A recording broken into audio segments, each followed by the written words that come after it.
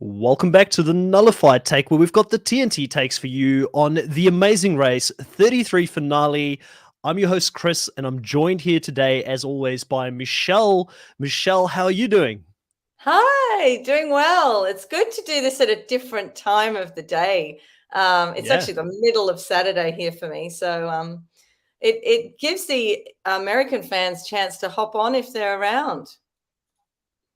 Yeah, I agree. I think it's good to do it at a different time. It's middle of the day here for me as well, midday kind of in New Zealand. But hopefully we get a couple of the US viewers that follow this channel. I know that there is predominantly US viewers that follow this channel. I think the last time I checked is about 70% of the viewers that are watching it later after we do the lives, and normally do a lot of commenting on our takes as well. So I'm sure people are sort of hanging on a thread to find out what it is that we thought about this finale that was on. We've got Lovable Nikki here in the chat that always follows the content. Lovable Nikki, welcome to Hi, the live Nikki. stream.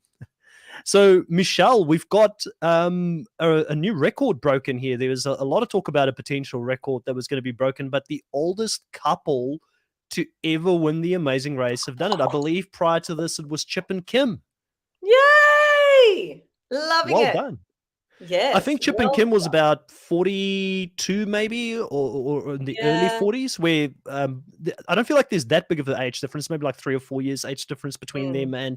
But I didn't realize that it was that long ago, because wasn't that like season Oh 5 my or something like that? God, that would have been like 2003-ish. Yeah, 2003, Around, yeah, 2004. I'm just or looking at 4, the 2004, Yeah, I'm just maybe. looking at the Amazing Race wiki. I'm Um, cheating. 1, But it's 2, 3. 2004 season 5. Yeah, yeah, end of 2004. Wow, I didn't realize that that record have been standing for that long, and that obviously we get them winning this. There was also talk about Raquel and Kayla potentially becoming the fourth all-female team to win it. So a Mm, lot of stake for them. And then we go into the finale with 4 teams. You've got Ryan and Dusty, you've got Arun and Natalia, the super fans on the show, also competing here. And I thought overall it was a pretty strong combination of teams that were left. And I mean, Arun and Natalia, people could say, listen, they nearly fell out a couple of times, but they knew what it felt like to be defeated and to have that hurt of having to go home. So yeah. there was no one racing harder than them in this final leg to try and get to the finale. Oh, definitely. Oh, they wanted it so bad, and, as I predicted, and I think you did, they probably wouldn't make it to the final 3, but, oh, I was there with them trying to urge them forward, but yeah, too hard. Yeah, it was tough. But listen, Michelle, we get to see another. I think last week we said, are they going to go straight back to the US? Is there going to be another country that they're going to go to? We find out that they do start this leg in Portugal. I don't know if you've ever been to Portugal yourself, Michelle, but I've always wanted to go to Portugal. It's one of those countries that's high up on my bucket list. So I was very excited to see we get to see another country here before heading back to the US. Yeah, I have never been to Portugal, but it was one of my father's favorite countries. So I really do want to travel there and see what he loves so much there. Yeah. We've also got here in the live stream a couple of additional people have joined. Jimmy, welcome to the live Ah, stream. Jimmy. Hello, I met Jimmy. And Stephen Smith, welcome to the live stream as Hi, well. It's great to have Stephen. you guys here. Great. Yeah, I really enjoyed this. I thought that the scenery in Portugal was beautiful. Mm. Obviously, the first place that they have to go to is drive to a fort that they have to go to, and we see again here that there's a little bit of navigation issues in the beginning. It had me laughing when Raquel and Kayla nearly drove down a staircase. I thought, well, you know what? She was a bit like me. Like, can we drive down the stairs? Because I'd be the same. I'd be like, oh, we'll lose the whole underside of the car. Can we? And I was thinking, no, there's a handrail. There's going to be all sorts of issues. And I was thinking, gosh, it looks very tight to go, reversing back up where you came from. So, yeah, very unfortunate that they went the wrong way there. Yeah, do you think that I know that production don't get too involved, but do you think the cameraman or somebody said, listen, insurance is not going to cover this if you go down there? Surely they were like, oh man, we need to save some costs here. I think if they would have started to move forward, they may have said something, but no, they generally just let them do things wrong or by themselves. Yeah. And I mean, from experience, having lived in London for a long time, I think I mentioned this in the first podcast we did when they had the London leg. There's so many, like, sometimes when you're reading a map, it doesn't actually tell you when there's one ways, and they could have gone down one Mm, of these one ways where they thought on the map it looked fine, I could go down here, yes. but they ended up getting stuck and then realized, oops, we gotta back out of this. But obviously, while they're struggling with this, we get Kim and Penn, and the lead's going to go back and forth quite a bit throughout Mm, this episode. But we get Kim and Penn kind of passing them by and getting to the little rowboats first, where they have to find modern day explorers on the back of the boat. And I was quite shocked at how many people just took absolute guesses and just said, I'm just going to jump in the first boat I before know. taking a minute to look at all the names. Now, did you know any of the names?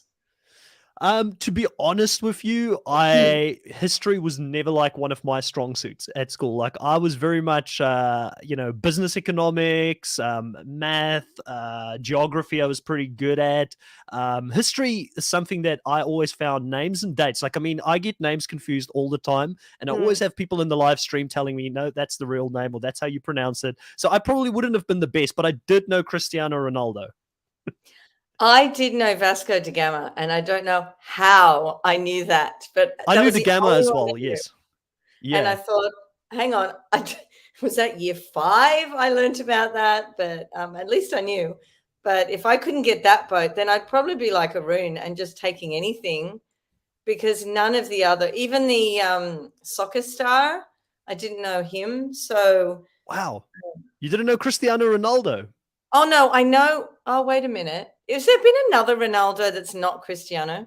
Yes, there has. So way, way back, there was the original Ronaldo that played for Brazil, and he was a pretty big soccer star as well, but not from Portugal. Cristiano Ronaldo is actually from Portugal, and a No, I little know bit of another a Ronaldo. a little bit of an Easter egg for people if they go back and watch. And I know probably a lot of people are like, "Why is Chris talking about soccer so much?" Because I know it's not the biggest sport. But hey, even at the Los Angeles Galaxy being the stadium that they went to at the end, which is a soccer team of US. But So for some other no, reason, the soccer. Amazing Race loves soccer. But soccer is the biggest game in the world. It I know is, it's yeah, not big in America or well, it's getting up there in Australia, but it's the biggest game in the world for yeah. any country. So it's a I agree given with that they FIFA. do Yeah. use things to do with soccer. Yeah. So a little bit of an Easter egg. As Dusty got to the end of this leg and he did his celebration, he actually did the Cristiano Ronaldo goal scoring celebration where he jumps down and does the Super Saiyan motion. So it was a little bit of a shout out. Ah, I saw it and I was like, Dusty knows who Cristiano Ronaldo is because he did a little bit of an Easter egg there for people who actually watch it, which I thought was really cool. oh, that's good. That's Yeah. good. See, Just my sports rewinding a knowledge little came in bit. handy. Yeah, definitely. Rewinding to when they were on top of the fort and they had to look for that flag. I Yes. have done something like that here for a race, and we were up top of a very tall building. And when you are up so high and you have to look for something so small, it's really difficult. And then when you finally find it, how do you translate that to getting back to the ground and getting to that spot? It's really, really hard. And we didn't have a car to get to the spot. We had to run to the spot. So it was even harder trying to work out which way and through an alley and round this corner. And Yeah. it's a lot harder than what you think.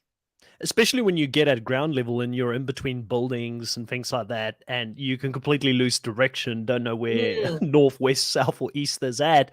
And I found it interesting that Raquel and Kayla and Ryan and Dusty seem to share information or both point to the same flag and say, yes, that's where it is. And they ran mm, away from there together because, I would have thought that Raquel and Kayla, which they've done a lot throughout this season, would keep a lot of that information for themselves instead of sharing it with a team that is as dominant as definitely. dominant. I put that in quotations as Ryan and Dusty is to get to the end. But it's funny because Ryan and Dusty gets completely lost running to the boats, and you see Arun and Natalia passing them by, getting there first. So they went completely wrong somewhere. So I agree with you. It's probably a lot harder than what we can appreciate watching it on the TV screen. But Mm, it was interesting here, Michelle, to see who ended up getting this first roadblock, who had to do it for their team. So Kim is on there first. She took a guess.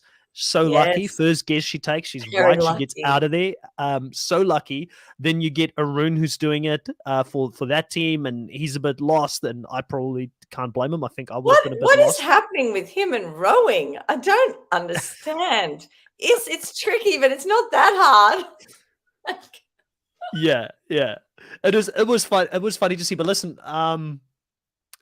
like again, I think that rowing is probably more difficult than what we appreciate. Like it's so easy to be sitting here on the sideline and look at that and say, man, what are you doing? That should be the easiest thing to do. But again, they had to row on their own. So the previous rowing challenges that they did, which by the way, most teams had a lot of difficulty in competing in any case, and they were complaining about that afterwards. Had two people rowing it, so you had one on each side of the boat to help with the steering in the direction. But in this Yes, case, you've got to do it all on your own. And Ryan had no issues. He was probably the most impressive, being able to just power through it. Obviously he was built for it, but yes, he also again gets it wrong in the beginning, doesn't take his time to look, and then gets it on that second attempt. And Raquel and Kayla gets out of there pretty quickly as well. I thought it was a fun challenge, a yeah. good twist to it, to have all those Very names good and twist. being able to decipher it, because it took not just physical ability but also a little bit of knowledge. And I would have been running around looking for someone saying, hey,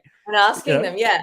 And also, it's a good challenge in that the lead can change in it. It's not so linear that they're in and out. So that was a good challenge for that, for changing the lineup as well. So the Hangout Room, welcome to the live stream, is saying, I wish I was still a fan of The Amazing Race. According to my family, it's the only reality show that they think I can do. Yeah.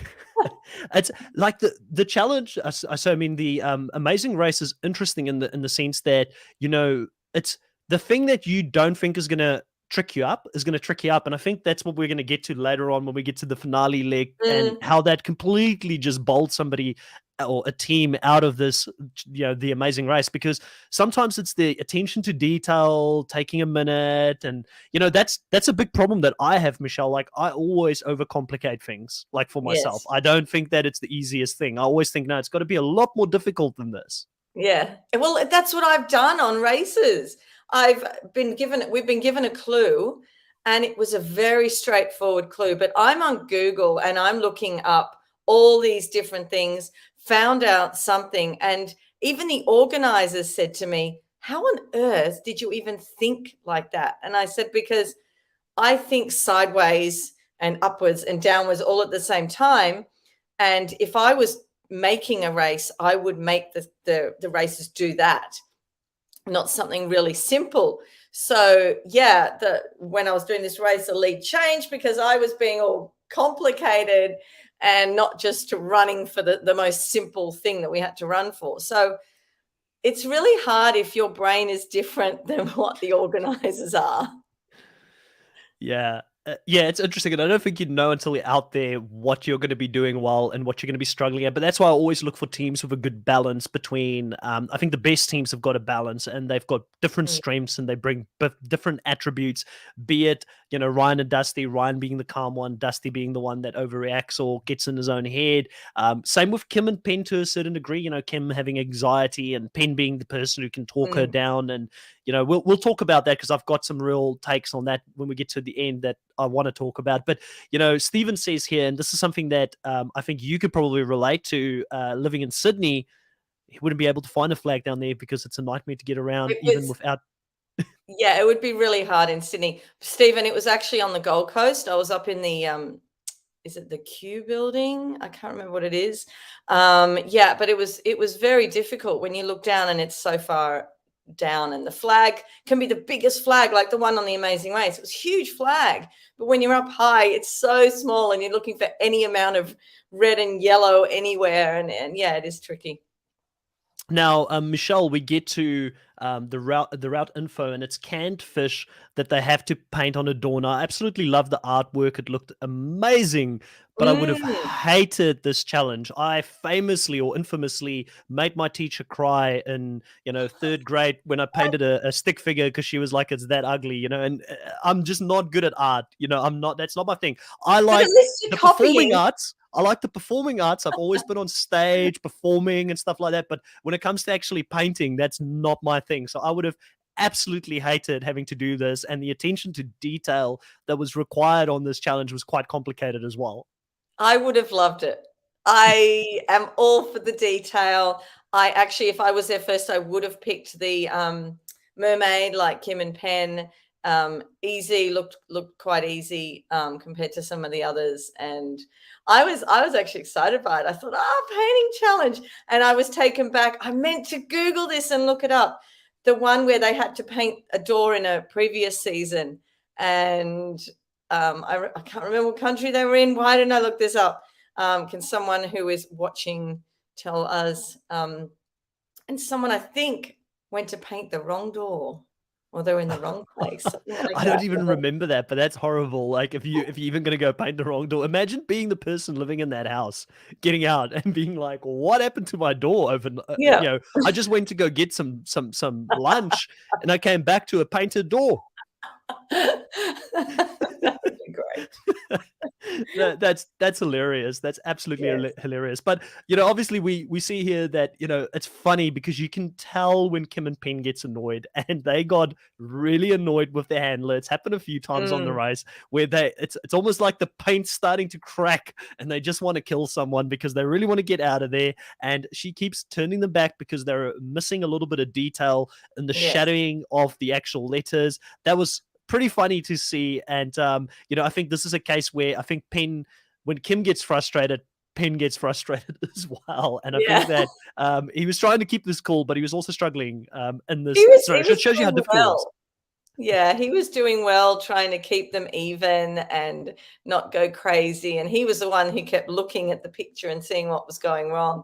Yeah, I think Kim just couldn't look at it anymore. Yeah, she was ready to kill someone for sure. And Kayla and Raquel, they get out of there not that long after Kim and Penn gets out of there.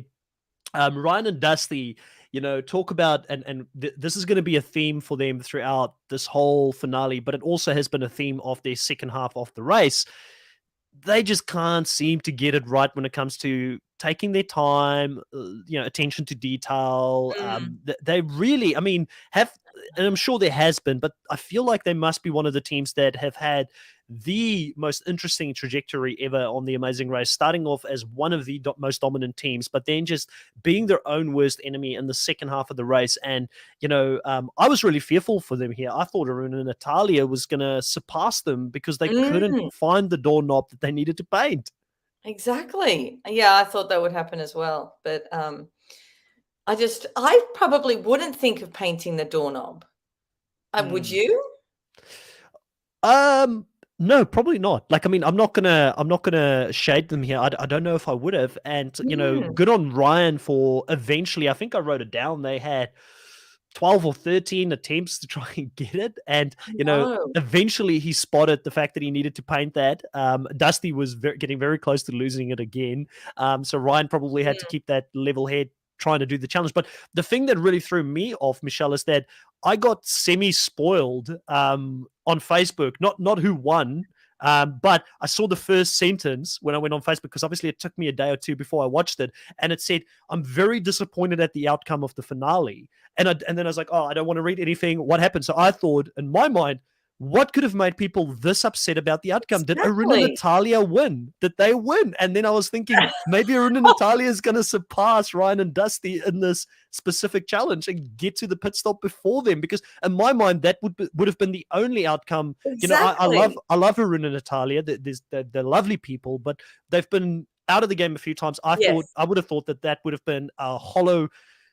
I would have. Yeah. I don't want The to say a only hollow win. I reason. would have had a hollow feeling about them winning. If they did Mm. win. So that was like I already went to worst case scenario because of just that first sentence that I saw on Facebook. Well, I tried not to look at anything. I didn't actually. And every time something would come up in my feed, I'd blur my eyes so I couldn't see it, or I just quickly look away and keep scrolling. And then I thought, just get off Instagram. You can't be on Instagram at all. So I got off Instagram, but I had to be on Facebook for my other groups. Thank God, I don't know how I wasn't spoiled, because I watched it probably 10 hours after it aired. and Yeah. I got there without being spoiled. So the finale was actually quite exciting for me. Yeah, well, they have to go from there to an old church and a white lighthouse, which again, the scenery this season has been absolutely astonishing. And Yes. again, such beautiful scenery going there.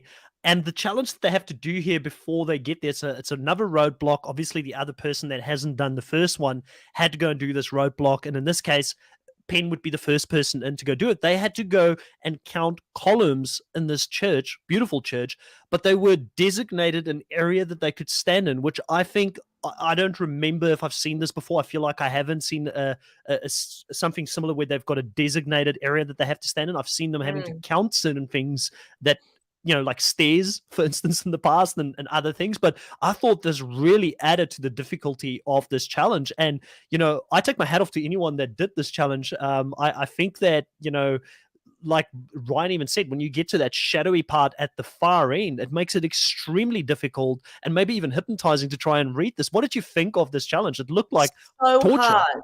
Now, if you're allowed to wear sunglasses on the race, and I have seen sunglasses on the race, I have prescription sunglasses, so it would help. But when you get older, as Penn said, your eyesight isn't as great as it used to be, and trying to see those columns right down the end, I was looking at the screen going, oh my God, it's just insane. I would have been running back and forth. I would have been like Penn. I would have been making it a race, just a run back, make a number, do another number until I got there. Yeah. Yeah. The Hangout Room here says, Michelle, you're like them. You avoid social media for days to avoid spoilers about their favorite shows. Yeah. I normally do as Yeah. well, but for some other reason, I immediately I was like, okay, I can't read any further than that. We've also got I don't watch much here again in the chat. So we've got the judge watching us. When Hello. is the Lulu and Lala interview happening? It was supposed to be today. And they sadly had to pull out last minute. They had some technical difficulties, but it's going to be tomorrow at the same time. So 8 p.m. Eastern Standard Time. We should be doing an interview with Lulu and Lala. Really excited for that one, Michelle. Yes, that'll be good. Hopefully, Yeah. if they're up and running. Yes. Yeah, I think they had technical difficulties combined by probably a massive after party when the finale happened. It probably didn't combine to the best thing for them to get on the podcast today. So we'll get them tomorrow. Don't worry about that. So Michelle, yes, obviously Penn, tries a few different things here, but Raquel and Kayla continues to impress here because you get Kayla going out there. She's got this method of counting in blocks, rather than doing everything in one hit. And she does it with one attempt. She gets out of there, surpasses Kim and Penn, and they win their second leg in a row. So I mean, going into the finale, I kind of started believing that they could win this thing. And it's weird because for the whole season, I was like, Kim and Penn's definitely winning this. The editor's clearly telling us they're going to win it. But the edit did make me doubt because, again, Phil went on about them potentially becoming the fourth all-female team to win. I know. And I just thought, what an interesting edit they would have had from being in the beginning of the season where they got a little bit of screen time. They kind of disappeared a little bit in the middle. I didn't feel like I got to know them as well. And me and you were even saying like, I don't know if Raquel and Kayla, if they're a team that we're really shouting for. And then slowly but surely, as we got to know them better and better, they become, in fact, one thing I almost forgot to say, Michelle, I've really started appreciating Kayla's sense of humor. She's got a really dry sense of humor, which I really appreciate. Like when she was talking about she hates sardines, but she would rather eat the sardines than paint the can. I was in stitches when she said that. Yeah, I was thinking that, but I was also thinking I quite like battered sardines. They're not too bad. I wouldn't eat them out of the can though. And the funny thing is that when she said that, again, in one of my challenges, someone in my team had to eat a can of sardines before we could move on. And all four of us were like, oh God, we really don't want to eat these sardines. And they were in a chili oil as well. So it made it twice as bad. But anyway, that's an aside. One quick thing I wanted to mention was that Natalia got it in one attempt as well. So if at the roadblock, Arun had been better at rowing, would it have put them in the top three since she got it in one attempt? This is something else that could have changed the game. It definitely could have. I mean, Dusty was having the hardest time out there trying to get it, and I knew going in, Dusty is not the guy for this. Like they should No. have, Oh my like God, no. Dusty is not the guy for this. He doesn't have the patience. I knew he was going to Yes. get frustrated. He just came off doing the rock challenge, trying to find the coin.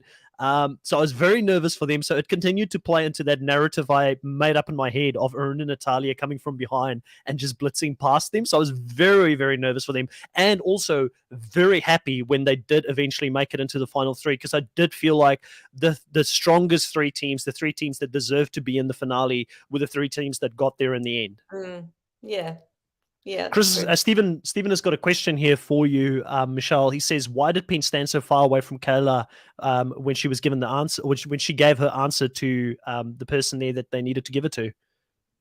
I think they would have had to, or maybe, look, if they weren't supposed to stand that far away so they couldn't hear, maybe he did it out of respect to not hear her. But yeah, I don't know. We don't know. I mean, we'd have to ask Penn that I was question. very nervous that, because we saw Kayla and Penn talking as they were running to give the answer. I was very nervous that Kayla was going to give the answer to Penn. And even when she got it, I was like, please don't give him the answer, because Kim and Penn are the toughest team in the race. They're by far the most dominant team. If you give them that answer, you make your chances of winning in the finale that much harder. But Yes, luckily, they didn't end up giving that information, and they did realize, listen, this is crunch time now. It's the finale. We can't yeah, make it easier for our biggest competition out there. So that was good to see that they were willing to put their own interests in front of Kim and Penn's. yes, definitely.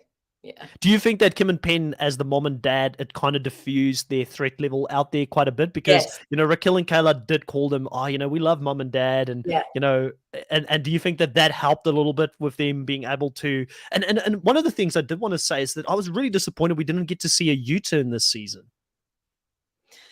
Yeah, I think they were just trying to get through the race, and they didn't have that many teams coming back. They really needed more, and I don't know, I don't think they wanted to complicate things. That's all. And to mom and dad question, I think definitely it made them seem like less of a threat. Even though they were very, very good. I think the younger teams would have seen them as less of a threat to their game. I agree. I think that they probably thought they could outrun them or something if it came down to it. But it was interesting because the finale, you can't predict how the finale is going to play out. Sometimes you've got this massive run that you have to do to get there, or there's that chance. But in the more recent seasons, I feel like whatever the puzzle is, it's normally like walking distance away from, the final quiz is like walking distance away from the finishing line. So it Yes. doesn't really work out that way anymore, like it did in the earlier seasons where there's this Not for big the epic finish, run. no. Yeah. No. But at the start of this leg, when they said go and they went, Arun is a fast runner. We got an aerial shot, and Arun was like whoosh. And I actually rewound just to have a look at it again, because he was fast on his feet. Erin and Natalia had a great run this season. Obviously, as fans, I'm sure they appreciated the fact that they got to see how the show was made, get all the behind the scenes tidbits. They're now part of the greater Amazing Race family. And they had such a great run. They were able to come back. Sadly, didn't make it here in the first leg. But I think that they would have walked away from this experience really loving it. And I do think that Erin and Natalia, I know there's been plenty of dad and daughter or dad and son teams and things like that in the past, but I really feel like they stand out. They're quite a unique team. I would not be surprised, if Erin and Natalia pops up in our screen at some point in the future as a potential All-Stars team. Like, I would not be surprised. But the thing for me, Michelle, is I think in a normal season, we wouldn't have seen them get this far. So I don't know how they would go on another season if they were to race against other really competitive, Amazing Race teams that didn't have these restrictions and things around them, or the race were a little bit tougher, I would say, probably in some other seasons. I don't know how they would stack up, but I do think there's a possibility they could come back. Yeah, definitely. Definitely. All right, so we go to the finale, the final leg here, heading into it. They go back to the US. They're in Los Angeles, and what an epic starting point here for them to be at the top of what I think was the hotel, and they were on a helipad Yes. on the top. It looked awesome starting at the top. And their very first challenge and clue that they get is to figure out that there is going to be a combination code on a lift, an elevator, going up and down. And Mm, some teams find this easier to decipher than others. yes. And I can totally understand that because I wouldn't make it easy on myself. I'd be thinking up and down, what goes up and down, but then I might not actually stay up there and go somewhere else. But very clever. I Hmm. love the idea. I was just thinking, did they have to be on 4 different towers to get three different towers to get the 3 different lifts? I was wondering how that worked, and then I I think they couldn't did. work that out. I think they did because when you look at the aerial shot, I think there were like 3 or 4 different Yeah, there were bits of the 4 for roof. me. Yes, Yeah. I think they all had their own section of the roof, and they would have had some visibility to the lifts as it was going up and down. But then again, it was kind of weird because every time they ran back, they could see if somebody else opened their lockbox and got out of there. So, Yes, this is my point. yeah. So, yeah, I was a bit confused because it looked like they were on one of those circular towers, the circular Mm. ones, and they looked across to the next one to see the lift. But then the lock boxes seem to be close. So yeah, bit confusing for me wanting to figure everything out. But then we were back onto the next thing. So I was okay. I'll just forget about that. Logan here says, I really wish there was a blind, I'm assuming, U-turn on the final leg. Yeah. Yeah, just the one God, before going into the finale. that would have really made the fans angry, I think, Logan. Oh my Mm. God. They would have said, oh, that's not fair in the final leg. Don't do it. Yeah, that would have totally changed everything up. Yeah, I did miss the detour as well for the final leg before going into the finale. I know that Mm, you had 2 roadblocks, which is always fun, but I do like detours because I guess most of the time this season, everybody seemed to choose the same option when they went into the yeah, they detours. did.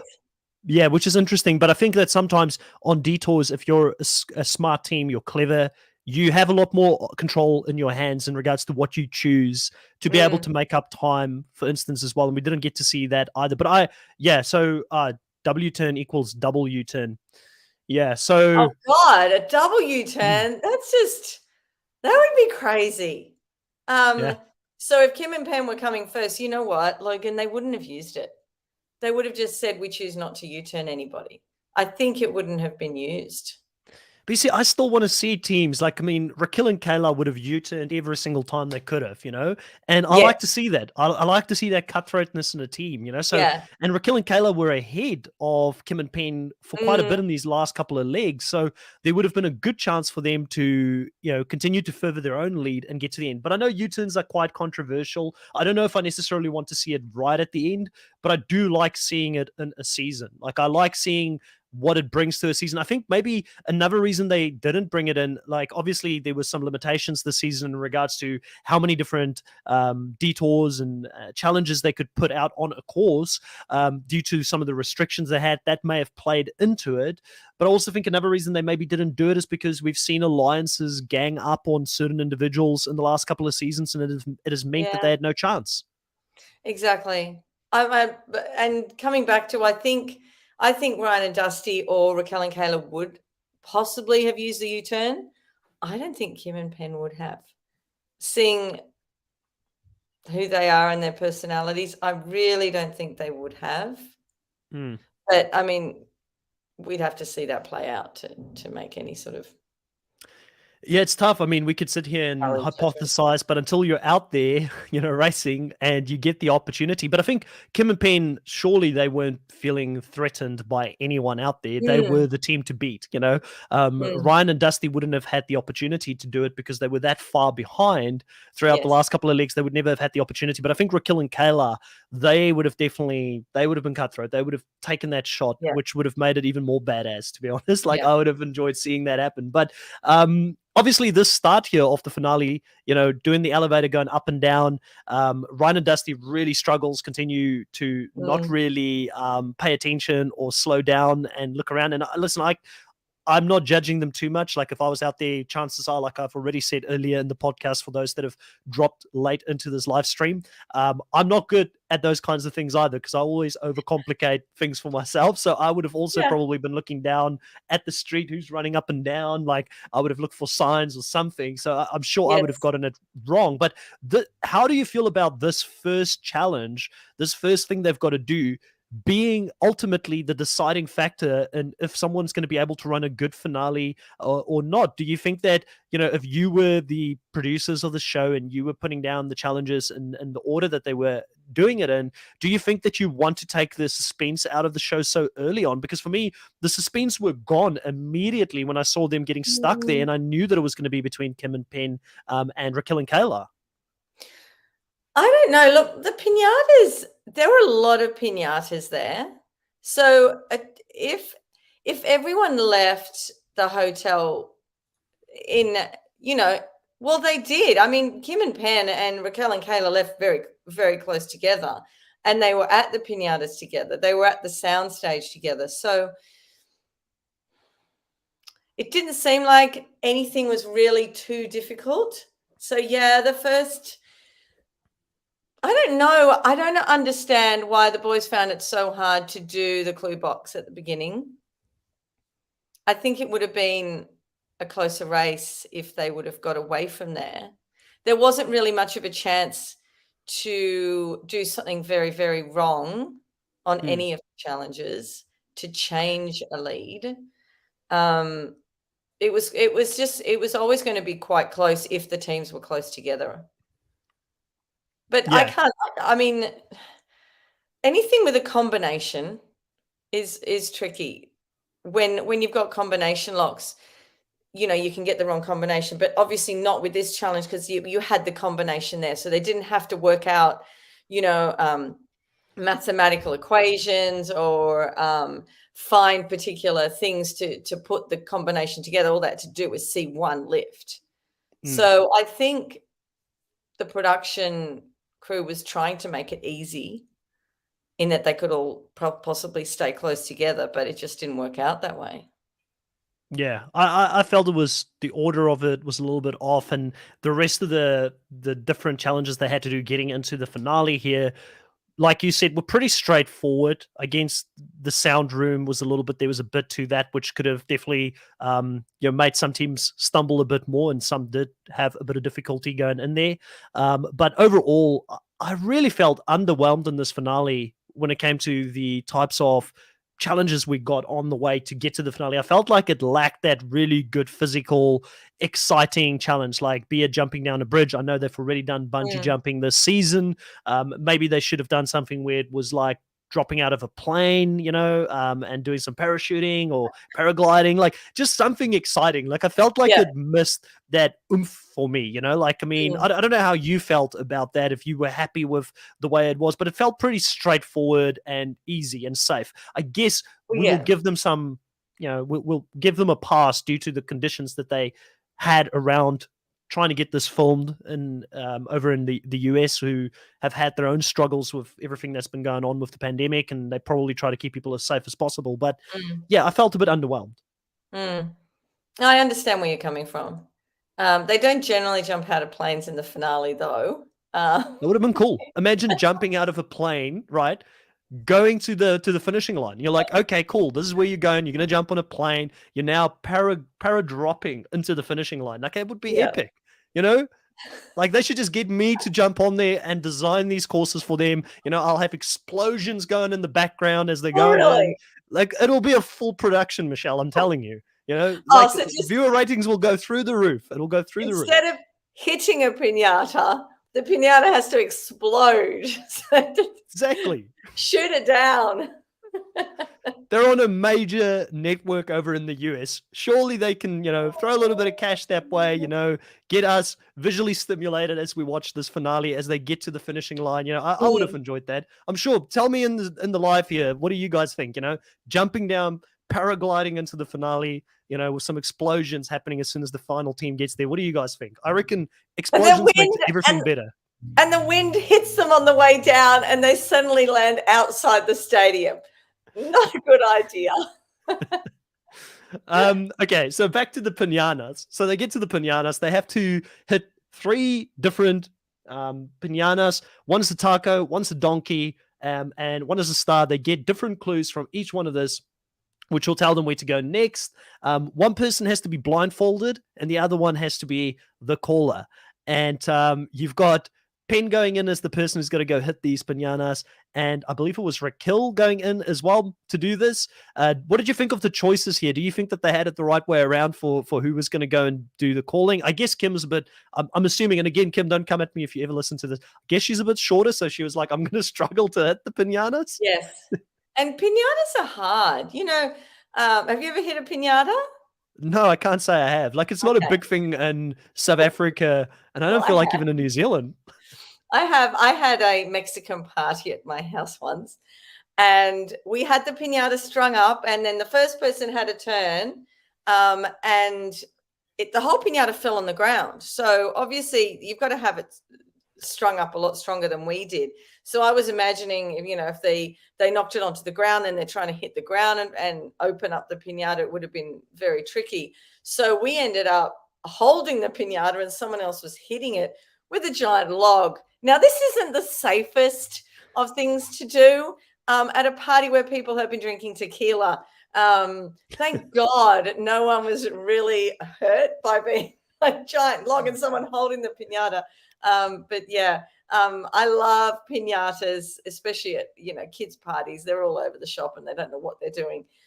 So I was really happy with this because it was really colorful. There was a lot of movement happening. It wasn't just something like boring, rowing a boat is boring unless there's someone who's totally inept at it. But I quite liked the color and the movement that was happening here. Yeah, and it was interesting, again, we see a little bit of this here where Penn says normally when Kim gets frustrated, he's able to help calm her down or stop her from getting in her own head. But in this case, you could see that he was getting frustrated out there, smashing so many of them because she was getting lost and he was just trying to get out of there. When he takes the mask off, he's like, did I do all of this? He couldn't believe the amount of damage he actually did out there. But really, I think, throughout this episode, Kim and Penn, it's quite interesting because you can see they just work so well together. And this was the first time where they were truly kind of isolated in a sense where he could hear her struggling, but he was not able to help because he couldn't see what he was doing. Raquel gets out there pretty quickly. Kayla gives great instructions. By the way, her strategy was to get everything hit before collecting all of the clues, which I thought was interesting. Interesting strategy. Yeah. Because if they're far apart, then trying to get back to everything would have been more difficult. So I would have just put the thing down my top or down my pants and done the next one instead of leaving them on the floor. Yeah, but Raquel and Kayla still gets out of there fast. Kim and Penn is second, so that means that they get the opportunity to go to the next challenge, where they have to do the sound room. There's a word that they had for that. I wrote it down somewhere. What do they call the sound? Foley. It's become a Foley artist. So the guy who created it was Foley, someone Foley.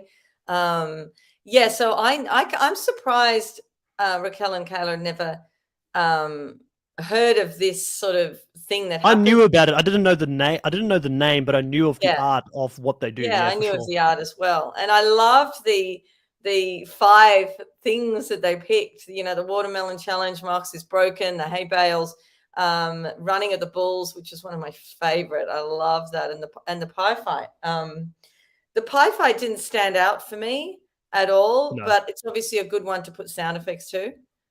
Yeah. No, it didn't stand out to me either. I was a little bit lost, but my knowledge, like I've watched every single season, but I haven't watched them more than once. So there's some seasons that it's just completely blank to me, and I couldn't remember that one. Marks is broken. classic. Oh, It's just, it's just, it was fun to watch. I was more looking at it from a sense, Michelle, that if I was out there, I would have not liked to do this because like it looked tough. It looked really difficult, and like you really needed to know what you were doing with what props at mm, what time. But I think what really helped was that they did have a demonstrator showing them what mm, objects they were using at what time. So if you could just memorize that sequence, then it just becomes a matter of timing, which, it may look a lot more complicated than what it actually is, mm. because we get a demonstrator actually showing us how to do it before we actually get into the challenge. Yes. Yeah, and as Penn said, he does a lot of lip syncing. Mm. Um, so he was sort of, had a bit of experience in getting things timed right, so that worked in their favor. I think, you have to be down to Kim, the second.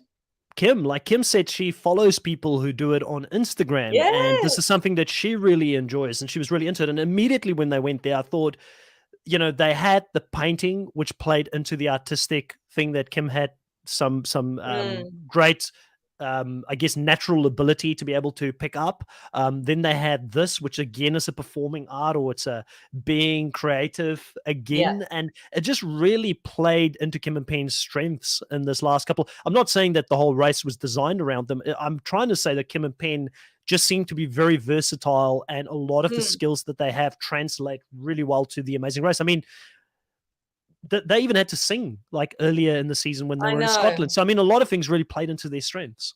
I agree, and as I was watching them, um, I thought a bit about myself and how on this podcast I can tend to give a personal story about most of the challenges, and Yeah. it's just your life, and some people do everything in their life and have a bit of weirdness in it and have done lots of things, and then some people haven't, and I think that helps on the race if you've had experience in a lot of different weird and wonderful strange things in your life.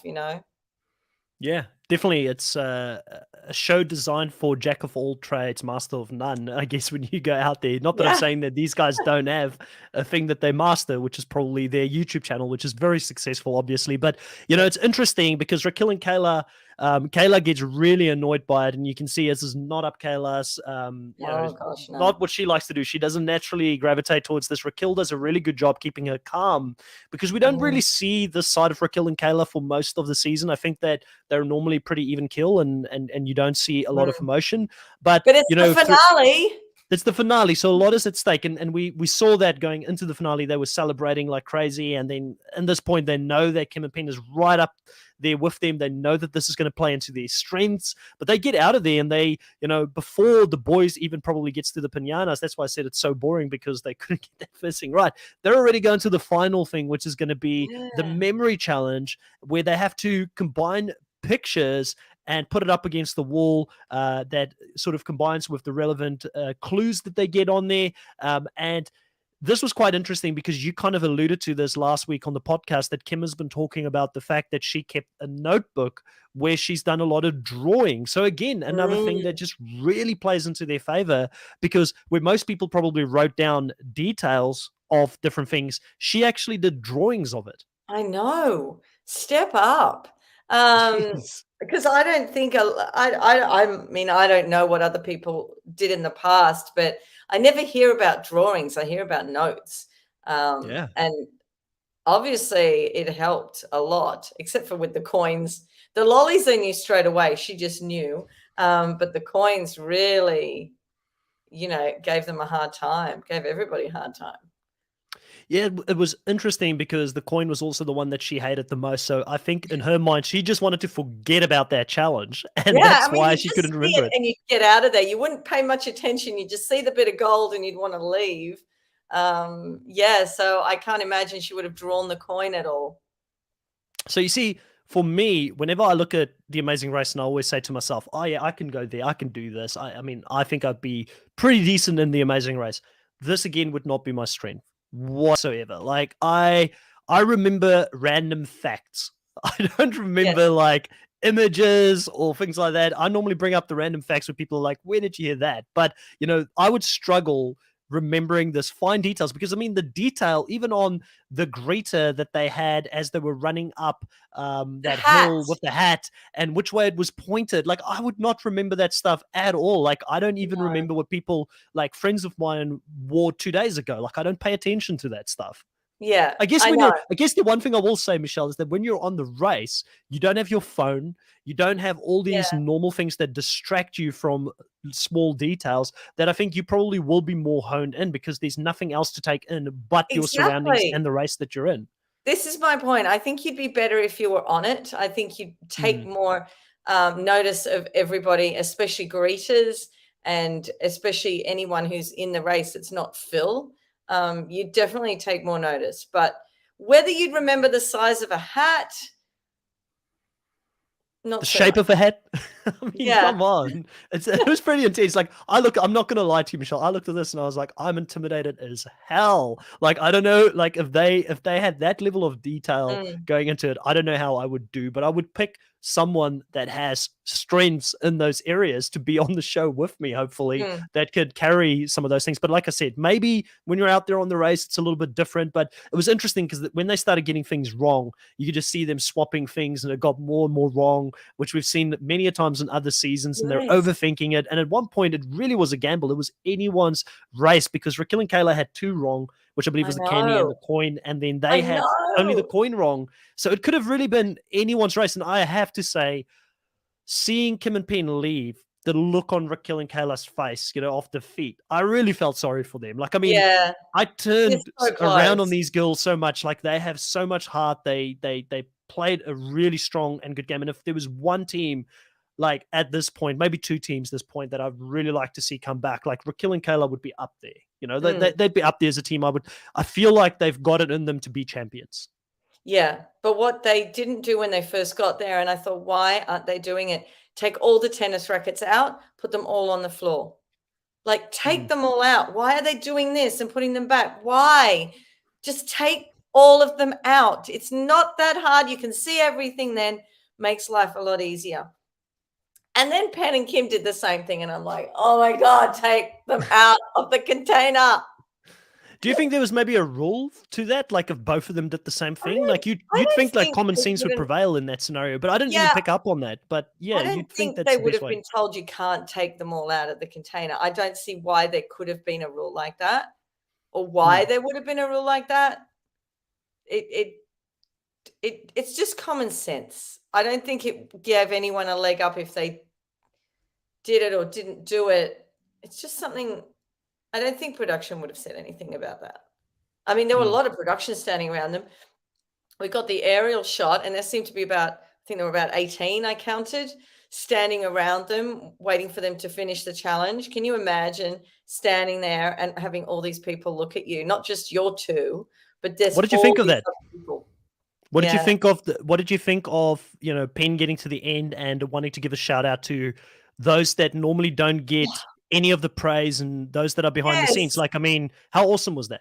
Amazing. I just went, yes, how good. And then they panned to them and actually acknowledged them. And I thought that was amazing. And someone like Penn who's in production and not in production TV shows, but his own, Understands it. YouTube production would understand that. And, even Justin and a lot of the races always bring up that, it's just such a hard slog for them trying to run with these huge cameras on them and they're ultra fit. And they do enough running that everyone else does. And they have to be up usually before the races because they have to get themselves prepped and Mm. ready to race. And they're just amazing humans who can do that and race around and, get stuff for the edit at the same time. Yeah, Steven says, I reckon it shows what type of a person he really is. And I agree with that because another thing that really struck me on Penn, and I think is an example for those out there that watch this show, is just how much of the credit he gave away to Kim at the end. And he's like, it's all Kim. Oh, She was the hero. She was the one who did it. And I mean, what sweet. an honorable guy, because we know, I mean, the viewers know that, Kim was great, but Penn also added to it so much. I mean, there were key points in the race where Penn, his memory, being able to pick up things, his superpower of ADHD, where it just came in clutch. Like, I mean, Yeah. they really, I'm not taking anything away from Kim, but just his ability to pass all of that praise on to his wife, that's something to be looked up to. And they really, as a pair, I think the first 2 episodes I struggled with them a little bit because I thought they were overacting, but then I got used to them and their personalities, and since then I've always enjoyed watching them. I think the only boring thing for me was that I knew they were going to win very early on, or I had my suspicion on that very early on. I've seen too many of these shows, Michelle. I can read the edit. Yes. But Kim and Penn, what a great team, and Penn, well done for just being a stand-up guy. Yeah. Oh, he's so lovely. Wouldn't everyone be happy to have a husband like him? Yeah, he's Yeah. really, really lovely to Kim. And it was cool, Full giving them the opportunity to say what would you like to, your kids to know, seeing mom and dad Yeah. win the show, and Penn saying, study plays, being dad, saying study Yeah. will work. You need to study very hard. That's what really helped us win this thing here. I think, again, Kayla and Raquel getting there at the end in second place. A lot of respect goes to them for being an all-female team that ran a great race, went to the finale. I think they proved themselves this season. And then I wonder how many of the challenges Ryan and Dusty actually had to complete. I'm pretty sure when they got to the memory wall, they just said, just put a couple of things on there and pretend like you did something and just run. Because I feel like they didn't even finish that, because they wouldn't have waited there for, like, how long would that have taken Ryan and Dusty the way they were going? Yeah, I mean, we won't know unless we'd ask them or someone else in production. Yeah, I don't know whether they get them to finish. And personally, between me and you, I don't have a problem with production just saying, as soon as they get there, even on camera, they could just say, the race is already finished, just continue to run, because what's the point? But I guess, no, if I was in the final and you I want to was do it. third, I'd want to do it, to say that I've done the whole thing. I'd be really angry if they said, just leave it and run through there now. I would say, no, I want to do this. I want to say that I've done all the challenges and I've completed it, not just been told to run at the end. However, if you're hours behind, understandable. Yeah, Stephen agrees with you. Would personally want to finish the race and do every single challenge, no shortcuts. Yeah. Again, Ryan and Dusty, great team. Like I said, I mean, they really fell from grace from the beginning of the season, where we thought they're just going to steamroll this whole thing, and where other teams got stronger and better, they kind of probably stayed at the level they were at, but other teams improved so much, and then they just couldn't catch up to the rest of the races. But again, they talk about Dusty just being a great friend, always being there for Ryan, when a lot of other people Ryan were friends with didn't talk to him, didn't reach out. I love Dusty's passion. I like to see that type of thing on the TV show, because it's exciting. There's nothing more boring than watching people be wallpaper, on a TV show. So I love what Dusty brought to the season. I love what Ryan brought to the season. I really wouldn't be angry to see Ryan and Dusty pop up on our screens again in the future. I think Dusty potentially has already expressed interest in the challenge CBS. I don't know if they are going to cast him for that or not, but I think he could be a great addition, because he's got that really hyper personality that makes for a great reality TV show. And I think that he would be super competitive when it comes to physical challenges. Oh, definitely. Definitely. I mean, I could actually see him. I know in America, they probably don't have anything like we have, something called SAS Australia. Yes. I could imagine him on something like that. I need to catch up on SAS Australia, by the way. I saw that Lockie, a previous Australian survivor, got in a bit of heated trouble this week, so I need to go watch and see what happened on that. And I do like SAS. It's really good. I've just had too many shows this recent couple of weeks to watch and try and fit in with a full-time job at the same time. I know. I need these shows to finish, or at least the Amazing Races finish. I've got Widom, which is the mole, Dutch mole, finishing tomorrow, I think, on Monday. Thank God. But then we've got American Survivor starting, and I'm like, stop. And I've got Hunted starting soon. It's not going to stop. There's going to be a lot of reality TV still on. Michelle, did we miss anything here as we spoke about the finale? I feel like we touched on everything. Yeah. How do you feel overall about this season now that it's finished? I know it's quite early on. Obviously, it's hard to immediately say where you sort of put this season. For me personally, I feel like at this stage, and this is very early on, I would put it as a mid to higher tier season, because of the conditions and everything, and Mm, then being able to make it happen, and all these players sacrificing to be out there. But I yeah, do feel like it's probably a difficult season for the Amazing Race producers to have on at this stage, when the Amazing Race is always an uncertainty when it comes to yeah. being renewed. And I think they would have loved to have had a proper season to showcase what the show is about. So how do you feel about this season as an overall? I think it's really hard to lump it in with the rest of them because it's such an individual season. I think Mm. it'd be really hard to put it in a hierarchy. I'd be interested to see what Logan thinks, since he's the Tarstorian, and he knows about every season anywhere. Yeah, so someone like Logan, I'd be very interested to hear where he puts it. I would put it Logan, in if a you're classic if, zone. Logan, if you're in the chat, definitely. I think we at some point need to get you on to have a bit of a chat, off-season chat about the Amazing Race, and what you thought of the season. I know you haven't had the opportunity to express a lot of what you thought. I guess you've had the opportunity to do that in your blog, but would be more than happy to have a chat about this season with you as well. Michelle, it's been great talking to you about this season. Now, I know that you've got a little bit of snippet information about the Amazing Race Australia that they potentially are quarantining right now. So Yes. hopefully we get to see you talk about the Amazing Race Australia in the future. Yeah, they seemed. Look, they could have started today. They could still be in quarantine. I'm going to head out to where I know where they are today to see if they're still there. A friend of mine said, "Do you have a wig?" And I said, "No, I don't own a wig because people will know you." And I'm like, "I'm just going to go there anyway." I don't know. Yeah, yeah, just go there. I But I mean, should be on it. I should be there. I should be sequestering, quarantining, whatever they're doing. I should be there. And it's so annoying that I got so close this year and nothing. Oh my God. just keep Next trying. Like, I mean, there's some people who. How many times have you applied for the show? time. Five. 5 times. Five. Yeah. Yeah. But I I got the closest this time. So hopefully next time. I feel like Santini from Survivor South Africa last season applied 5 times as well before she got onto the show for Survivor South Africa. So sometimes Okay.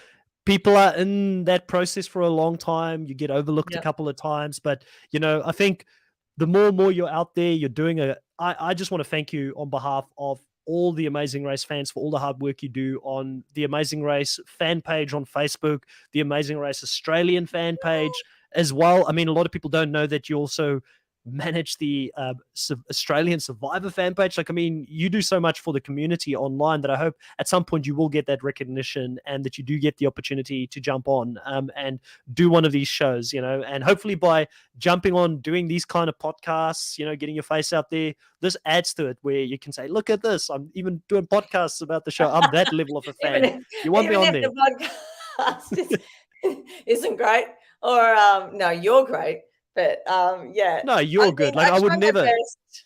I try my best. I can only do what I can do, and one day, hopefully.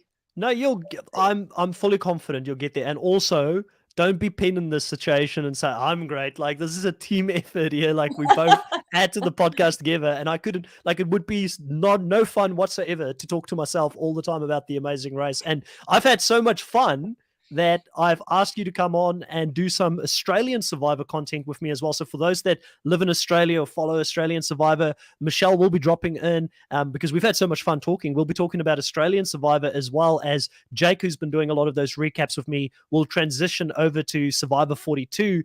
He is from the US as well. So we'll be talking about a different show. So if you've really enjoyed this dynamic, guys, tune in next week as we have a former Survivor player that will be talking to myself and Michelle about next week of Australian Survivor, and it will be a big one by the sounds of it. Yes, yes. I mean, the most devious move in Survivor history, apparently. I take everything with a grain of salt, the Channel 10 says, but let's just see. Stephen here asking you, do you think that the Amazing Race Australia will be as long as last season? Stephen, I don't know. I've heard they're going overseas. But they were planning to go overseas when they did it last year, when they were, working it all out. I don't know whether they still will be due to Omicron, which came out after they said that. So I don't know. I thought they'd start overseas. They could still be, because where they are at the moment leads to, it's quite close to the airport. So they could just start. I don't think they'll do anything in Sydney. I don't think they'll start challenges in Sydney unless they're staying here. If they're doing that, I'll be running around like a scalded chicken tomorrow or next week trying to find them. But yeah, look, Bo did say overseas, so, but you don't know how production's changed this time. It could, if it's here, I think it's going to still be this as long as it was last time. I don't like intruder teams. I don't like this Big Brother lending into Amazing Race, but we're going to have to see what they've done. Michelle, I have to go catch up on last season of Australian Survivor, because that's one of those seasons. Australian Amazing Race, because that completely is one of those seasons that I just couldn't get to. Luckily, I don't know who the winners are. I've got no spoilers on it or It's anything. Got so many episodes. So I'm going to go catch up on that before this next season comes out, just in case you and me do get to talk about the next season. I'll have a little bit of a better understanding, because I did like the first season that Bo Ryan did as the host. So definitely want to watch that and catch up. And then also, since we spoke about Australian Survivor, I know there's a lot of people that are watching this are not necessarily Survivor fans, but I am trying to put a little bit of incentives and a little bit of competitions, which will continue to evolve as we grow this channel. Michelle, we've, in a matter of 6-7 weeks, we've reached 320 subs already on the channel, which is amazing. Thank you so much to everybody that has supported the content. I really appreciate it. When we hit 500 subs, I will be giving away this nice Australian Survivor buff from last season, still in its actual packaging. It's brand new. I've not worn it. And that one there sold in the US not that long ago for $750. So it's really expensive. So even if you don't watch the show, it's a pretty cool bit of memorabilia to have, because there was only 100, I believe, of those made ever, and you can't buy them online at all. No. So or when you buy them, it's because someone is pricing it up crazily. So that will go to somebody. Prices have been crazy, totally crazy. This season's merge buff at the moment, one goes on eBay probably once every 5 days, and they're selling for like $500. I don't have one. This is the first year I don't have one, and it's freaking me out. I need the price to go down. I need more people to be crazy. Do the 500 so that something will come down to maybe 3 or 2, because it's just insane. It is insane. So that's going to be up for grabs. So if you continue to support this channel, continue to be active in the live streams, continue to comment on the videos, I'll know who you are. You'll go in a draw to win that potentially. And I am really excited to do that and continue to grow the channel and do these types of things. Why 500 subs is such a big thing for me is because when we get there, Michelle, I get to do community posts. I get to put polls out there and engage even more so with the listeners of the show as we grow it. So really excited about that. We've got Amazing Race guests coming on. Obviously, Lulu and Lala is going to be on. We've got Survivor Australia, Survivor South Africa guests coming on to recap some of the Survivor content that's coming up. So a lot is going to continue to happen on this channel, and we'll continue to evolve it. But for now, thank you so much for listening to all of the recaps that we did for this season. I really appreciate it, and we will catch you guys next time. Bye. Bye.